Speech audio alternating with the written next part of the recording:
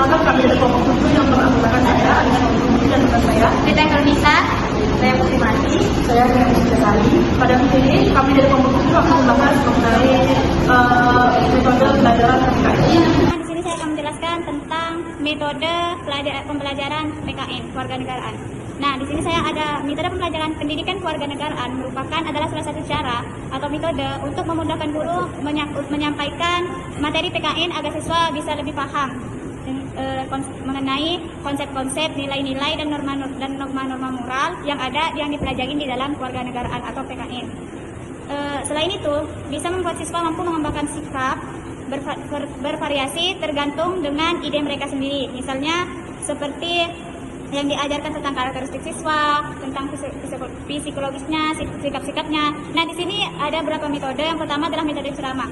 Nah, guru menyampaikan materi secara lisan di dalam kelas dengan bahasa yang mudah dipahami dan contoh-contoh yang menarik dan menyenangkan agar siswa tidak bosan di kelas dan bisa memahami dengan bahasa yang sederhana dan simple.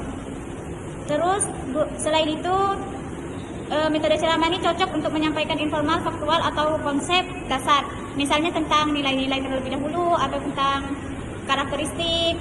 Terus yang ini memiliki kelebihan dan kekurangan. Kelebihannya, materi ini efisien untuk menyampaikan banyak informasi dalam waktu yang singkat.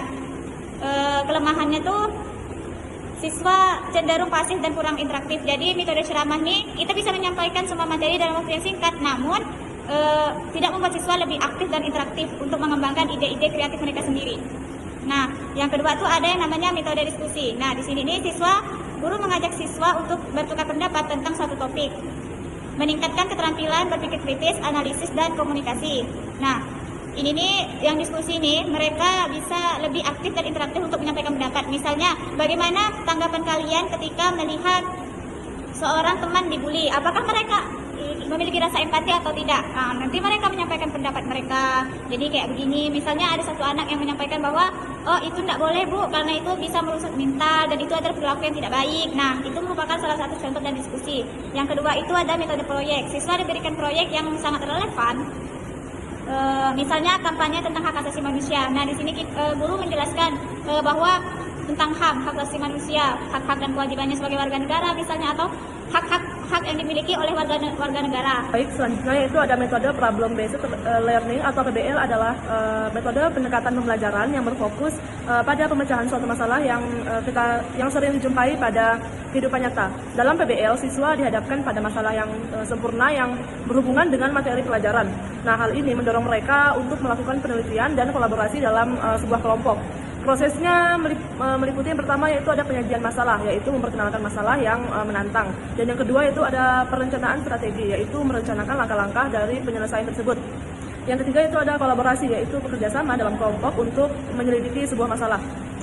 Dan yang keempat yaitu ada penyelidikan dan analisis, yaitu mengumpulkan data dan menganalisis sebuah informasi. Dan yang kelima yaitu ada bimbingan dari guru. Nah, guru ini berperan sebagai penyedia atau fasilitator dalam selama proses tersebut. Nah, PBL ini meningkatkan keterampilan berpikir kritis dan kolaboratif siswa, serta mempersiapkan mereka untuk menghadapi tantangan kehidupan nyata. Dan yang kedua itu ada metode inquiry dalam pembelajaran PPKN, yaitu sebuah pendekatan yang menekankan pada keterlibatan aktif siswa dalam proses penyelidikan dan penemuan pengetahuan. Nah, dalam konteks PPKN, metode ini membantu siswa dalam memahami konsep kewarganegaraan melalui beberapa langkah. Yang pertama itu ada identifikasi masalah, yaitu siswa diajak untuk menentukan masalah yang relevan dengan materi PPKN. Dan yang kedua yaitu ada pengajuan hipotesis, yaitu siswa membuat dugaan sementara terkait dengan masalah yang dihadapi. Dan yang ketiga yaitu ada pengumpulan data, yaitu melalui observasi, wawancara, dan penelitian, siswa mengumpulkan informasi untuk membuktikan hipotesis tersebut.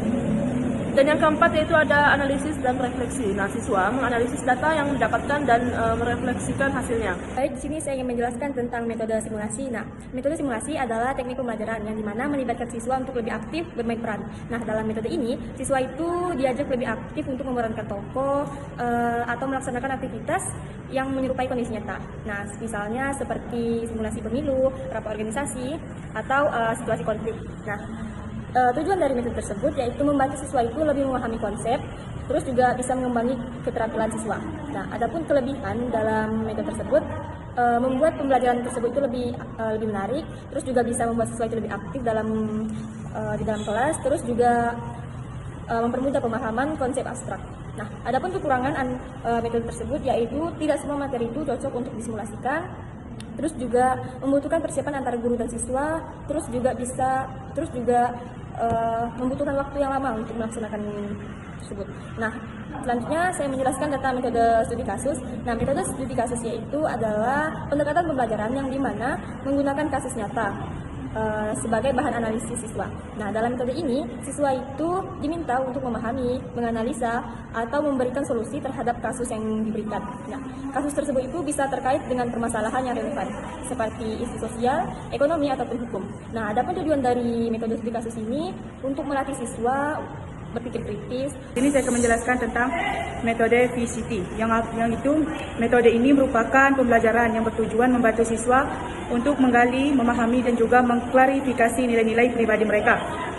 Jadi metode ini memaksakan bahwa nilai tertentu kepada siswa, tetapi nilai ini memberikan kesempatan kepada mereka bahwa mereka ini dapat mengeksplorasi dan juga menemukan nilai-nilai yang mereka yakini. Nah, selanjutnya yaitu ada metode debat.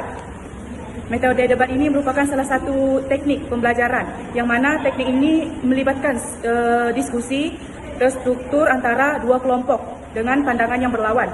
Yang mana topik ini Baiklah, itulah